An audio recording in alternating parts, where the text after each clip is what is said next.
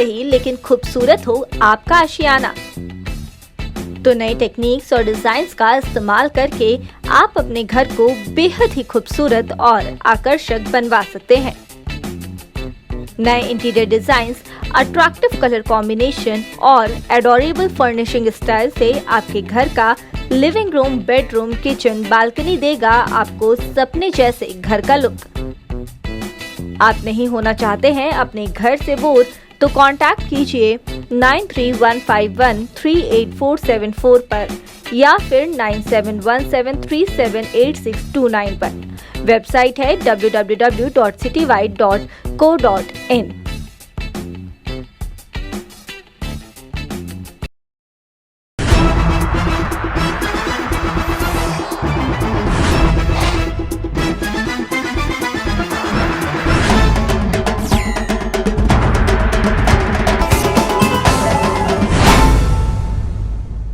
नमस्कार, मैं शामिन गर्नर और आप देख रहे हैं समय भारत 24x7। उत्तर प्रदेश के सीएम योगी आदित्यनाथ ने लिया बड़ा फैसला। 6 महीने के लिए यूपी में लगाया हड़ताल पर प्रतिबंध। योगी सरकार ने यूपी में 6 माह के लिए हड़ताल पर प्रतिबंध लगा दिया है। अपर मुख्य सचिव डॉक्टर देवेश कुमार चतुर्वेदी ने इस संबंध में अधिसूचना जारी कर दी है। इसमें कहा गया है कि उत्तर प्रदेश के राज्य कार्यकल्पों से संबंधित किसी लोक सेवा निगमों और स्थानीय जगह में हड़ताल पर प्रतिबंध लगाया जा रहा है। इसके बाद भी हड़ताल करने वालों के खिलाफ विधेयक व्यवस्था के तहत कार्रवाई की जाएगी।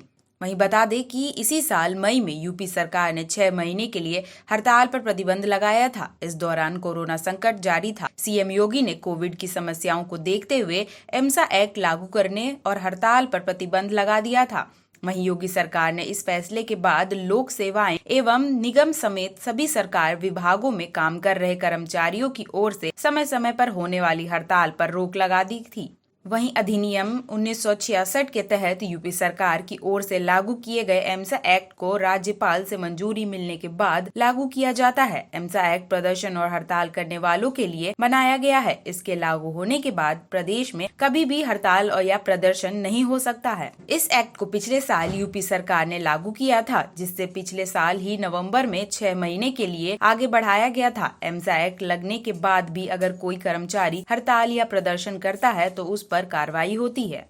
भाजपा जन विश्वास यात्रा में जेपी नड्डा का बयान, विपक्ष को आराम करने दो, सीएम योगी आदित्यनाथ को नया काम करने दो।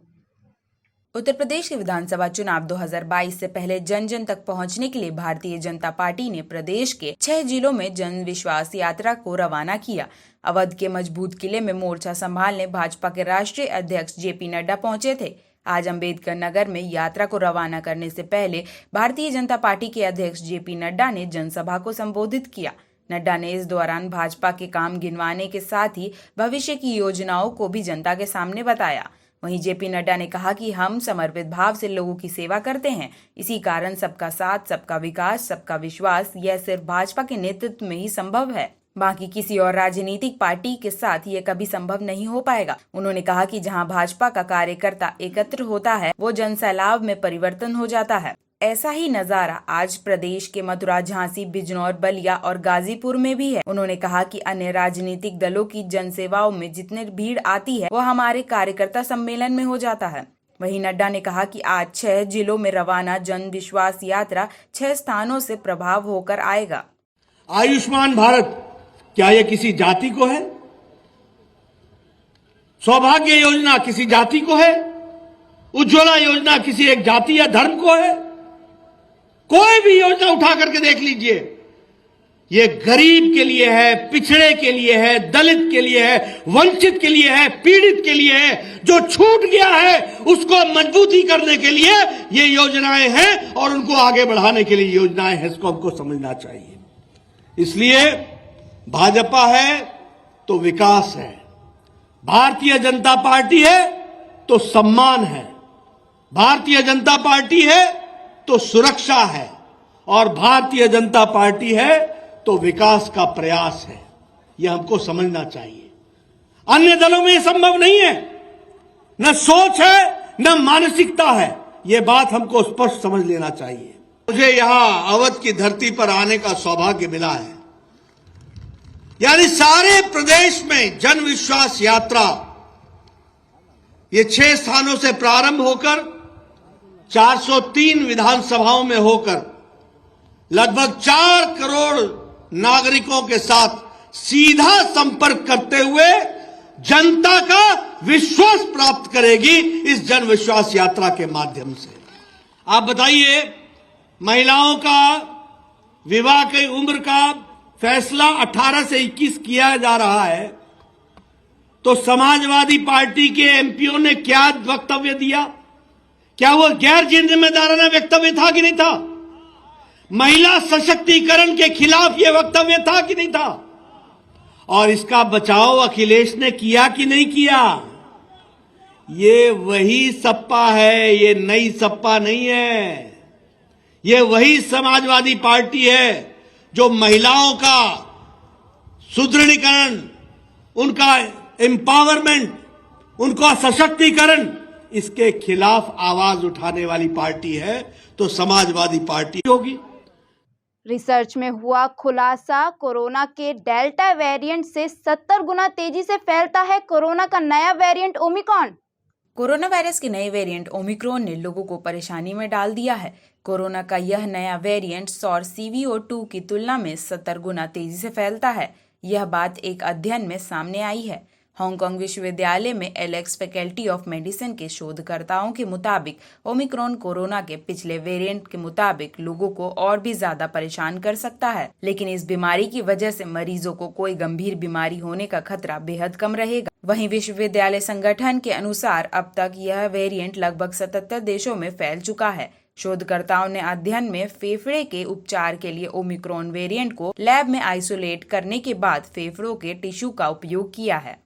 लैब में शोधकर्ताओं ने ओमिक्रॉन वेरिएंट के 2020 में सामने आने वाले मूल्य SARS-CoV-2 के साथ तुलना की है, जो कि काफी ज्यादा प्रभावी है। अध्ययन में शोधकर्ताओं ने पाया कि ओमिक्रॉन वेरिएंट मूल्य SARS-2 की तुलना में ज्यादा खतरनाक है, वहीं डेल्टा वेरिएंट की तुलना में यह तेजी से फैलता है।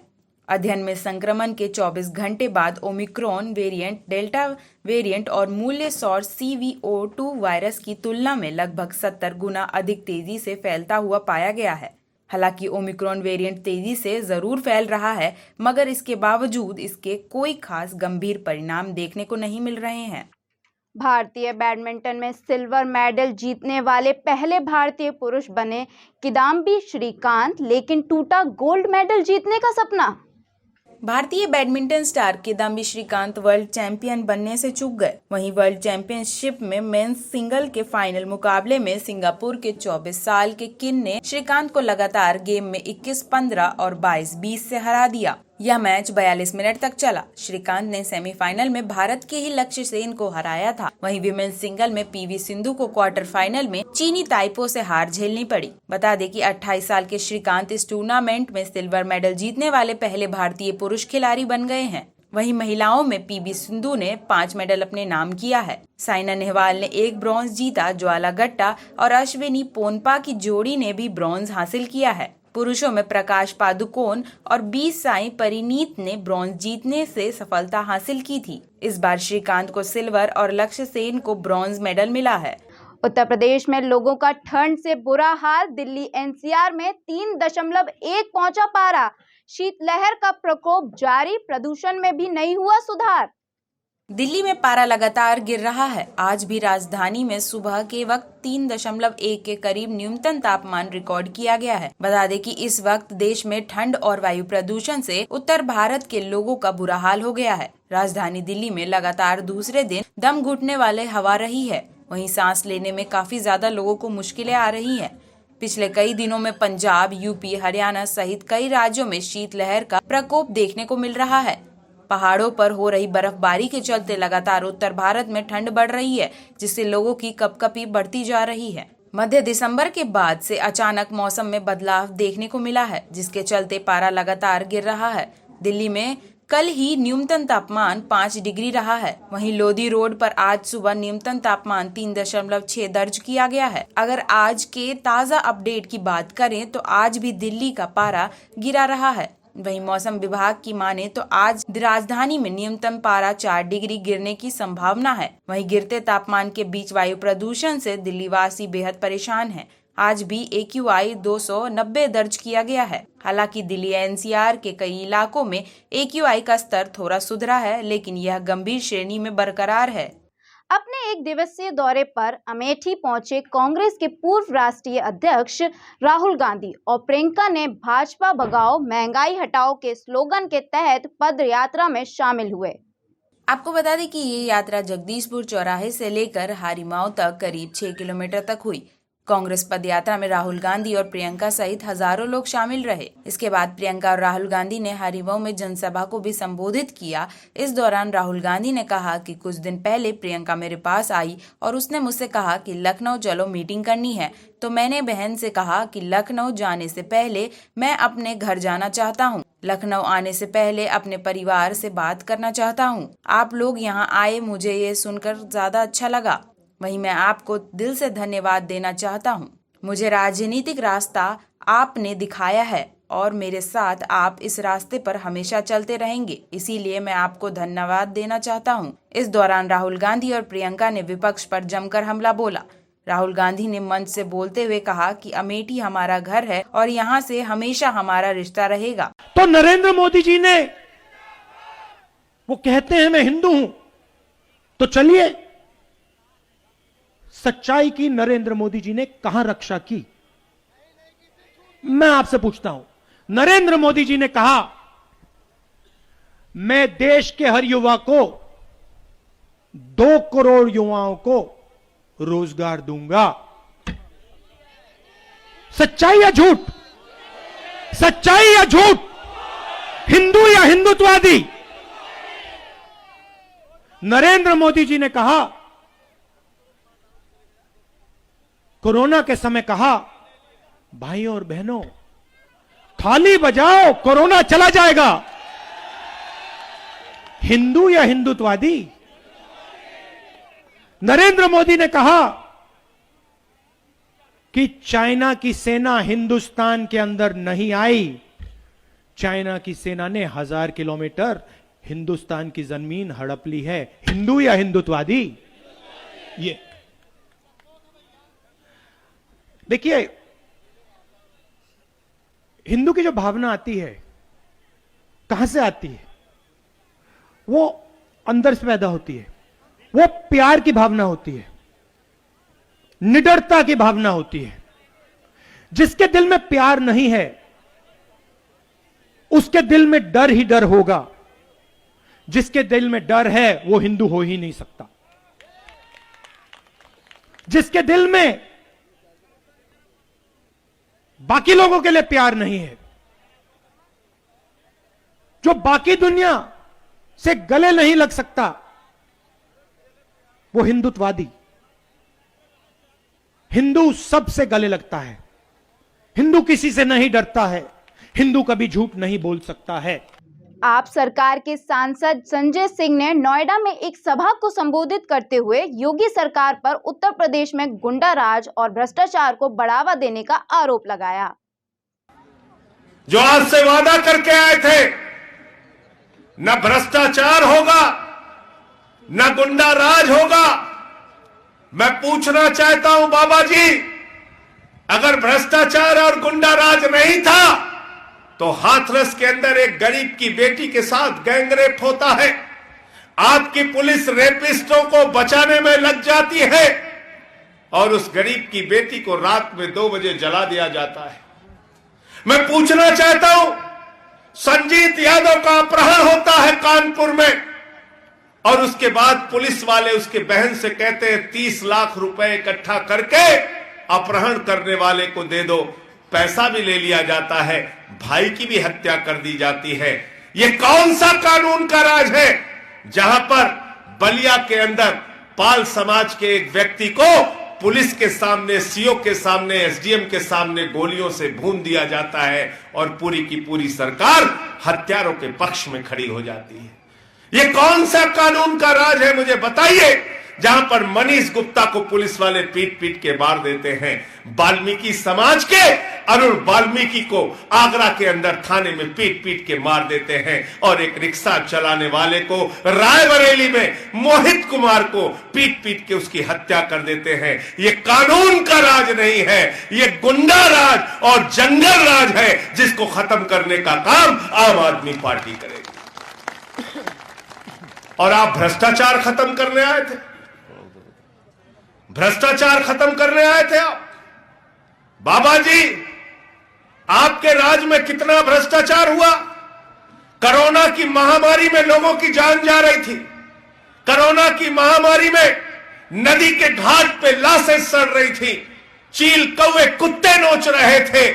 ऐसे समय में तुम्हारे अधिकारी, तुम्हारे मंत्री 800 का ऑक्सीमीटर 5000 रुपए में खरीद रहे थे, 1600 का थर्मोमीटर 13,000 में खरीद रहे थे, 8 लाख का वेंटिलेटर 22 लाख में खरीद रहे थे, 12,000 का ऑक्सीजन सिलेंडर 55,000 में खरीद रहे थे। ये भ्रष्टाचार किसी और पार्टी ने नहीं खोला, आम आदमी पार्टी ने उत्तर प्रदेश की जनता के सामने इस सरकार को बेनकाब करने का काम किया। आप बेईमानी की सरकार चला रहे हैं।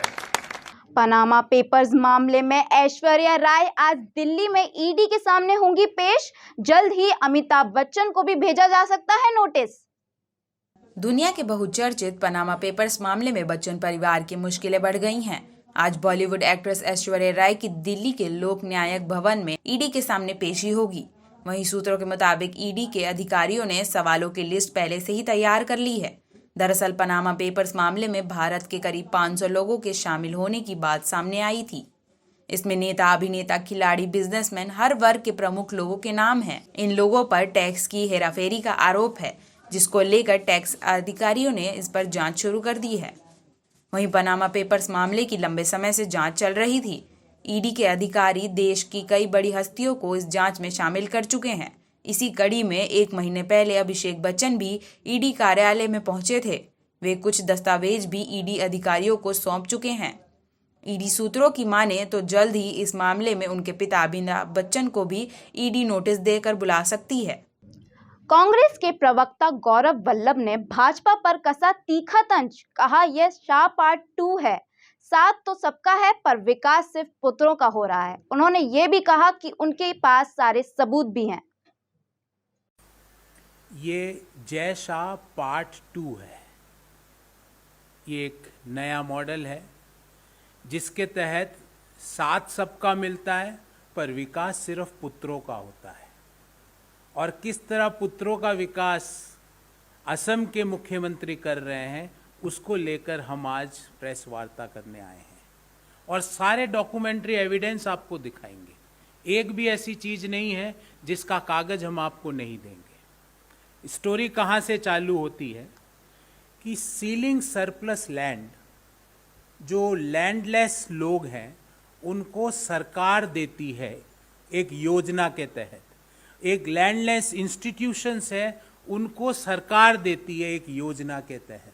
और उस योजना में ये स्पष्ट रूप से लिखा गया है कि वह लैंड जिसको हस्तांतरित की जा रही है वो 10 साल तक इस लैंड को आगे वापस ट्रांसफर नहीं कर सकता। शुरुआत होती है 2008-9-10 में ये सारी कार्रवाई होती है। जो सीलिंग सरप्लस लैंडलेस लोगों को दे दी जाती है वो 2 दिन के अंदर, 10 साल की मियाद है, 4 दिन के अंदर, 2 महीने के अंदर किसको ट्रांसफर कर देते हैं? एक कंपनी है, उसका नाम है RBS रियल्टर्स। पता नहीं उसका फुल फॉर्म क्या है, पर असम के लोगों का कहना है कि RBS का फुल फॉर्म हेमंत बिश्व शर्मा जी की जो पत्नी है उनके नाम से मिलता जुलता है, क्योंकि उनका नाम भी रिंकी भूया शर्मा है।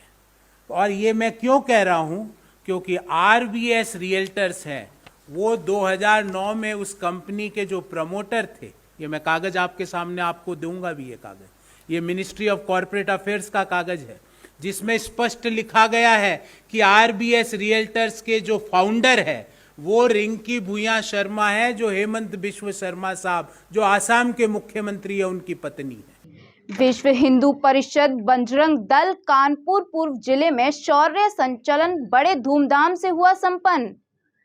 गीता जयंती के अवसर पर बजरंग दल शौर्य संचलन का कार्यक्रम आयोजित करता है। इस अवसर पर सरस्वती विद्या मंदिर इंटर कॉलेज डिफेंस कॉलोनी से समाज सेवी बिट्टू महान प्रांत प्रमुख रविशंकर शुक्ला ने झंडी दिखाकर यात्रा का शुभारंभ किया। यात्रा केडीए चौराहे, गुरु गोविंद सिंह चौक, लाल बंगाल, सुभाष रोड, त्रिमूर्ति मंदिर चौकी व विभिन्न क्षेत्रों से होती हुई निकली। इस अवसर पर विश्व हिंदू परिषद के जिला सह मंत्री यात्रा प्रभावी अजय सिंह ने बताया कि विश्व हिंदू परिषद बजरंग दल गीता जयंती के अवसर पर इस यात्रा का संचालन करता है। हम इस कार्यक्रम के माध्यम से समाज को एकजुटता करने, हिंदुत्व की अलख जगाने और अपने समाज में हो रहे भेदभाव को दूर करने के लिए राष्ट्र के हित के लिए इस तरह की यात्राओं का आयोजन करते हैं, जिससे हमारे समाज का एकजुटता बनता है और साथ ही हमारे समाज के अंदर राष्ट्रीय हित की भावना जागृत होती है। वहीं उन्होंने यह भी कहा कि इस अवसर पर विभाग संयोजक अमरनाथ, कौशलेंद्र त्रिपाठी, आनंद सिंह, रणविजय राजपूत, शुभम तिवारी, शुभम वर्मा, मुकेश यादव सहित कई सारे लोग साथ में खड़े थे। ऐसी ही बड़ी खबरों को जानने के लिए बने रहें इस समय भारत 24/7 के साथ। तब तक के लिए धन्यवाद।